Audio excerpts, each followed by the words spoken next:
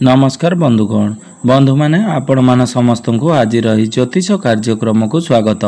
आज ज्योतिष कार्यक्रमटी मकर राशि व्यक्ति विशेष मानक पई बहुत गुरुत्वपूर्ण अटे, बहुत ही खास अटे। कारण मकर राशि व्यक्ति विशेष मानकर मासिक राशिफल उपरे विस्तार भाव आलोचना करिबा। मकर राशि व्यक्ति विशेष मानक पई एही मई मास 2025 टी किपरि रहिछि से विषय रे आलोचना करिबा।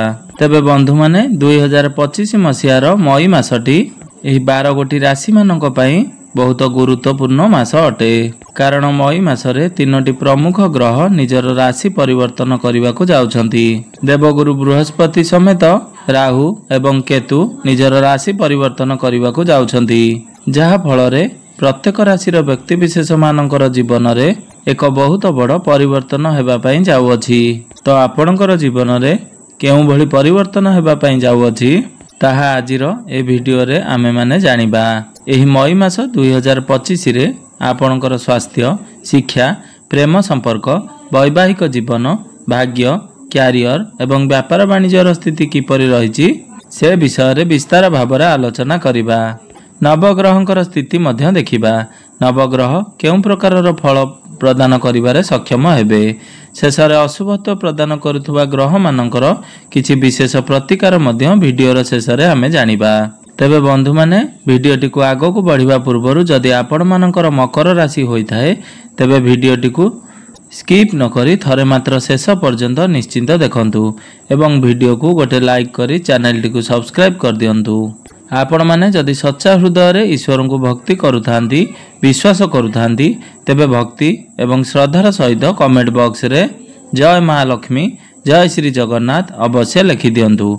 तेबे बंधु माने आसंतु आरंभ करिबा आज रही कार्यक्रम को, जहा कि जन्म राशि एवं चंद्र राशि उपरे संपूर्ण आधारित अटे। तो राशि चक्रर 12 गोटी राशि मध्यरु 10 नंबर राशि होची मकर राशि। तो मकर राशि राशिधिपति होचंती शनि। तो एई मई मासर आरंभ रे आपनक कुंडली रे नवग्रहंकर स्थिति किपरि अछि से विषय रे सर्वप्रथम आमे जानिबा। बुध, शुक्र, शनि एवं राहु आपनकर तृतीय भाव रे विराजमान अछंती। सूर्य आपनकर चतुर्थ भाव रे विराजमान अछंती। देवगुरु बृहस्पति आपनक कुंडली रो पंचम भाव रे विराजमान अछंती। मंगल आपनकर सप्तम भाव रे विराजमान अछंती। केतु आपनकर नवम भाव रे विराजमान अछंती। तो बंधु माने सर्वप्रथम आसंतु जानि नेबा आपनकर स्वास्थ्य किपरि रहइबो एही मई मास 2025 रे। तो बंधु माने कुंडली रो प्रथम भावटी होइथाय आपनकर स्वास्थ्यर भाव, आपनकर इम्यूनिटी सिस्टम रो भाव एवं आपनकर प्रथम भावर अधिपति शनि देव आपनक कुंडली रो तृतीय भाव रे विराजमान अछंती। तेबे तृतीय भाव रे शनिकर गोचर को शुभ बोली माना जाई थाए। तेबे बंधु माने आपनक कुंडली रे मंगल नीचस्थ थिबा हेतु एवं आपनकर प्रथम भाव उपर को मंगलंकर दृष्टि रहुथिबा हेतु आपण जदि केउआडे यात्रा करूछंती तो आपण को टिके वीकनेस फील होई पारे, आपण निजको दुर्बल अनुभव करि पारंती। कारण शुक्र आपनकर तृतीय भाव रे विराजमान अछंती, जहा फल रे आपनकर स्किन रिलेटेड किछि प्रॉब्लम देखा देई पारे। आपनकर एलर्जी, इन्फेक्शन भली प्रॉब्लम देखा देई पारे एवं बेले बेले मुंड बिंधा भली समस्या आपनकर देखा देई पारे। या छड़ा आपण बाहर खाद्य को संपूर्ण रूप से अवॉइड करबा उचित, नचेत आपनकर पेट जनित समस्या देखा देई पारे।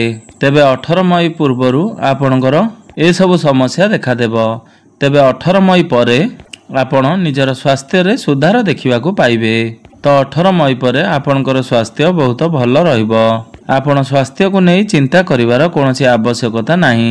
एबे आसंतु जानि नेबा आपनकर शिक्षा क्षेत्र किपरि रहिबो एही मई मास 2025 रे। तो बंधु माने कुंडली रो पंचम भावटी होइथाय आपनकर शिक्षा क्षेत्र रो भाव एवं आपनकर पंचम भावर अधिपति होचंती शुक्र।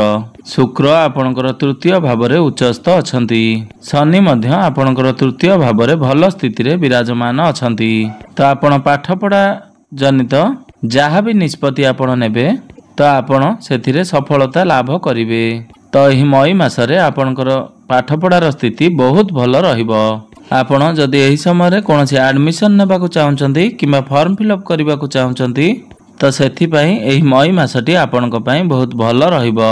ଆପଣଙ୍କର ପାଠ ପଢ଼ାରେ ଡେଡିକେସନ ରହିବ। ଆପଣଙ୍କର ଆତ୍ମବିଶ୍ୱାସ ବୃଦ୍ଧି ହେବ। ତ ମୋଟାମୋଟି ଭାବରେ ଦେଖିବାକୁ ଗଲେ ଏହି ମଇ ମାସଟି ଆପଣଙ୍କର ପାଠ ପଢ଼ା ପାଇଁ ବହୁତ ଭଲ ରହିବ। ଏବେ ଆସନ୍ତୁ ଜାଣିନେବା ଆପଣଙ୍କର ପ୍ରେମ ଜୀବନ କିପରି ରହିବ ଏହି ମଇ ମାସ 2025ରେ। ତ ବନ୍ଧୁମାନେ, କୁଣ୍ଡଳୀର ପଞ୍ଚମ ଭାବଟି ଶିକ୍ଷାର କ୍ଷେତ୍ରର ଭାବ ହେବା ସହିତ ପଞ୍ଚମ ଭାବଟି ହୋଇଥାଏ ଆପଣଙ୍କର ପ୍ରେମ ଜୀବନର ଭାବ, ଆପଣଙ୍କର ସନ୍ତାନର ଭାବ। ତ ଆପଣଙ୍କର ପଞ୍ଚମ ଭାବର ଅଧିପତି ହେଉଛନ୍ତି ଶୁକ୍ର। ତ ଶୁକ୍ର ଆପଣଙ୍କର ତୃତୀୟ ଭାବରେ ଉଚ୍ଚସ୍ଥ ଅଛନ୍ତି। ଏହା ବ୍ୟତୀତ ଆପଣଙ୍କର ପ୍ରଥମ ଭାବର ଅଧିପତି ଶନି ମଧ୍ୟ ଆପଣଙ୍କର ତୃତୀୟ ଭାବରେ ଭଲ ସ୍ଥିତିରେ ବିରାଜମାନ ଅଛନ୍ତି ଏବଂ ଶୁକ୍ରଙ୍କ ସହିତ ବିରାଜମାନ ଅଛନ୍ତି।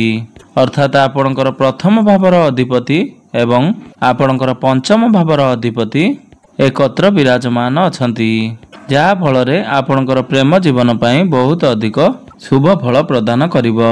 ଆପଣଙ୍କର ପ୍ରେମ ଜୀବନ ଏହି ମଇ ମାସରେ ବହୁତ ଭଲ ରହିବ। ଆପଣଙ୍କ ମଧ୍ୟରେ ଭଲ ପାଇବା ବଢ଼ିବ।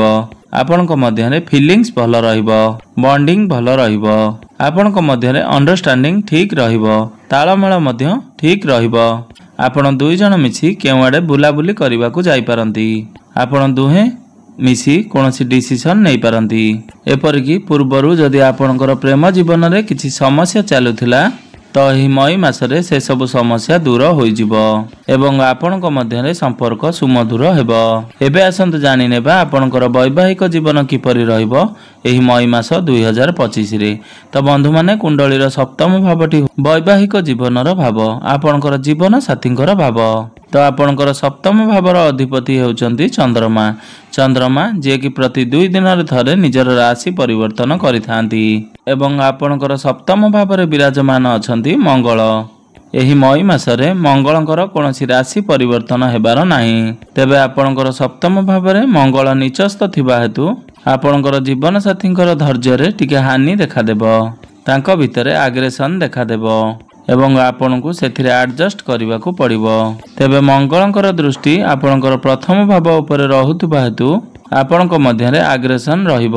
ତେବେ ଆପଣ ଯଦି ଏସବୁରେ ଆଡଜଷ୍ଟ କରିନିଅନ୍ତି ତ ଏହି ମଇ ମାସରେ ଆପଣଙ୍କର ବୈବାହିକ ଜୀବନ ବହୁତ ଭଲ ରହିବ, କାରଣ ସେପରି କିଛି ବଡ଼ ସମସ୍ୟା ଆପଣଙ୍କର ବୈବାହିକ ଜୀବନରେ ଦେଖାଯାଉ ନାହିଁ। ଏବେ ଆସନ୍ତୁ ଜାଣିନେବା ସବୁଠାରୁ ଗୁରୁତ୍ୱପୂର୍ଣ୍ଣ ବିଷୟବସ୍ତୁ ଆପଣଙ୍କର ଭାଗ୍ୟ, କ୍ୟାରିୟର ଏବଂ ବ୍ୟାପାର ବାଣିଜ୍ୟର ସ୍ଥିତି କିପରି ରହିଛି ଏହି ମଇ ମାସ 2025ରେ। ତ ବନ୍ଧୁମାନେ, କୁଣ୍ଡଳୀର ନବମ ଭାବଟି ହୋଇଥାଏ ଆପଣଙ୍କର ଭାଗ୍ୟର ଭାବ ଏବଂ ଦଶମ ଭାବଟି ହୋଇଥାଏ ଆପଣଙ୍କର କାର୍ଯ୍ୟକ୍ଷେତ୍ରର ଭାବ। ତ ଆପଣଙ୍କର ଭାଗ୍ୟ ଭାବର ଅଧିପତି ହେଉଛନ୍ତି ବୁଧ। ବୁଧ ଆପଣଙ୍କ କୁଣ୍ଡଳୀର ତୃତୀୟ ଭାବରେ ବିରାଜମାନ ଅଛନ୍ତି।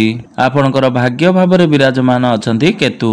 ତ ବନ୍ଧୁମାନେ, କେତୁ ଯେତେବେଳେ ଆପଣଙ୍କର ନବମ ଭାବରେ ଥିଲେ ଆପଣଙ୍କୁ ବାରମ୍ବାର ଆପଣଙ୍କ କାର୍ଯ୍ୟରେ ବାଧାବିଘ୍ନର ସମ୍ମୁଖୀନ ହେବାକୁ ପଡୁଥିଲା, କାରଣ କେତୁ ହେଉଛନ୍ତି ମୁଣ୍ଡବିହୀନ ଗ୍ରହ, ଛାୟା ଗ୍ରହ। କେତୁ ଯେଉଁ ଭାବରେ ଥାନ୍ତି ସେହି ଭାବ ସହିତ ଜଡ଼ିତ କାର୍ଯ୍ୟଗୁଡ଼ିକରେ ବାଧାବିଘ୍ନ ସୃଷ୍ଟି କରିଥାନ୍ତି, ଆପଣଙ୍କୁ ଡିସାଟିସ୍ଫ୍ୟାକ୍ସନ ଦେଇଥାନ୍ତି। ମାତ୍ର 18 ମଇକୁ କେତୁ ଆପଣଙ୍କର ନବମ ଭାବରୁ ବାହାରି ଅଷ୍ଟମ ଭାବକୁ ଚଳନ କରିବେ, ଯାହା ଫଳରେ ଆପଣଙ୍କର ଭାଗ୍ୟରେ ଯେଉଁ ସବୁ ବାଧାବିଘ୍ନ ଆସୁଥିଲା ସେ ସବୁ ଅତି ଶୀଘ୍ର ଦୂର ହେବା ପାଇଁ ଯାଉଅଛି ଏବଂ ଆପଣଙ୍କର ଭାଗ୍ୟରେ ଉନ୍ନତି ଆସିବାକୁ ଯାଉଛି। ଆପଣଙ୍କର ଭାଗ୍ୟ ଭାବର ଅଧିପତି ବୁଧ ମଧ୍ୟ ଆପଣଙ୍କର ଭାଗ୍ୟ ଭାବକୁ ଦେଖୁଛନ୍ତି। ତ 18 ମଇ ପରେ ଆପଣଙ୍କୁ ଆପଣଙ୍କର ଭାଗ୍ୟର ପୂର୍ଣ୍ଣ ମାତ୍ରାରେ ସାଥ ମିଳିବ। ତ ଭାଗ୍ୟ ସମ୍ବନ୍ଧିତ ଆପଣ ଯେକୌଣସି ବି କାର୍ଯ୍ୟ କରିବାକୁ ଚାହୁଁଛନ୍ତି, କିଛି ଜିନିଷ କିଣାକିଣି କରିବାକୁ ଚାହୁଁଛନ୍ତି, କିଛି ଇନଭେଷ୍ଟମେଣ୍ଟ କରିବାକୁ ଚାହୁଁଛନ୍ତି, ସେୟାର ମାର୍କେଟ, ଷ୍ଟକ୍ ମାର୍କେଟ ରେ ଆପଣ କିଛି ଇନଭେଷ୍ଟମେଣ୍ଟ କରିବାକୁ ଚାହୁଁଛନ୍ତି କିମ୍ବା ଆପଣ କୌଣସି ବଡ଼ କାର୍ଯ୍ୟର ଆରମ୍ଭ କରିବାକୁ ଚାହୁଁଛନ୍ତି ତ 18 ମଇ ପରେ ଆପଣଙ୍କ ପାଇଁ ସମୟ ବହୁତ ଭଲ ରହିବ। ଏବେ ଆସନ୍ତୁ ଜାଣିନେବା ଆପଣଙ୍କର କ୍ୟାରିୟର ବା ଆପଣଙ୍କର କାର୍ଯ୍ୟକ୍ଷେତ୍ର କିପରି ରହିବ ଏହି ମଇ ମାସ। ବନ୍ଧୁମାନେ, କୁଣ୍ଡଳୀର ଦଶମ ଭାବଟି ହୋଇଥାଏ ଆପଣଙ୍କର କାର୍ଯ୍ୟକ୍ଷେତ୍ର ତଥା କ୍ୟାରିୟରର ଭାବ। ଆପଣଙ୍କର ଦଶମ ଭାବର ଅଧିପତି ହେଉଛନ୍ତି ଶୁକ୍ର। ଶୁକ୍ର ଆପଣଙ୍କର ତୃତୀୟ ଭାବରେ ଉଚ୍ଚସ୍ଥ ଅଛନ୍ତି। ଶୁକ୍ରଙ୍କ ସହିତ ବୁଧ ଏବଂ ଶନି ବିରାଜମାନ ଅଛନ୍ତି। ତେବେ ତୃତୀୟ ଭାବଟି ହୋଇଥାଏ ସାହସ ଏବଂ ପରାକ୍ରମର ଭାବ। ତ ଆପଣଙ୍କ ମଧ୍ୟରେ ସାହସ ଏବଂ ପରାକ୍ରମ ବୃଦ୍ଧି ପାଇବ। ଆପଣ କାର୍ଯ୍ୟକ୍ଷେତ୍ରରେ ଏନର୍ଜେଟିକ୍ ରହିବେ। ଆପଣଙ୍କ ମଧ୍ୟରେ ଆତ୍ମବିଶ୍ୱାସ ବଢ଼ିବ।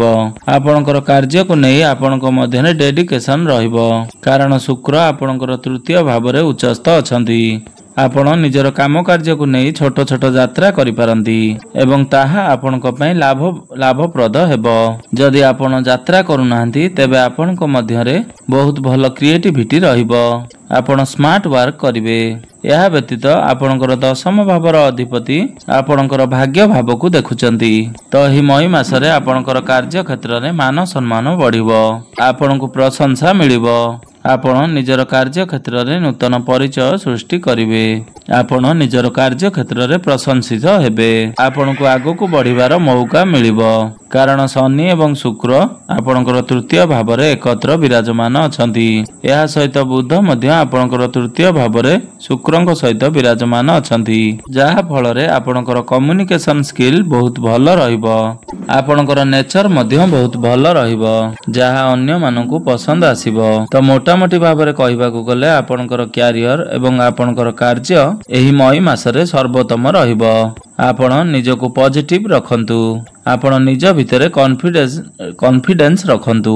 ଯେଉଁମାନଙ୍କ ପାଖରେ କୌଣସି ଚାକିରି ନାହିଁ କିମ୍ବା କୌଣସି କାମ କାର୍ଯ୍ୟ ନାହିଁ ବା ଆପଣ ଚାକିରି ପାଇଁ ପ୍ରିପାରେସନ ହେଉଛନ୍ତି, ତ ଏହି ମଇ ମାସରେ ଆପଣଙ୍କୁ ଚାକିରି ପ୍ରାପ୍ତି ହେବାର ବହୁତ ଅଧିକ ସମ୍ଭାବନା ବନୁଅଛି।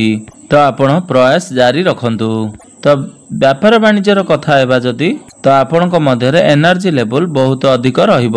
ତ ଆପଣଙ୍କୁ ଆପଣଙ୍କର କ୍ରୋଧ ଉପରେ ନିୟନ୍ତ୍ରଣ ରକ୍ଷା କରିବାର ଅଛି ଏବଂ ଆପଣଙ୍କ ସହିତ ଯେଉଁମାନେ କାମ କରୁଛନ୍ତି ସେମାନଙ୍କ ସହିତ ଆପଣ ବହୁତ ଭଲ ବ୍ୟବହାର ଦେଖନ୍ତୁ।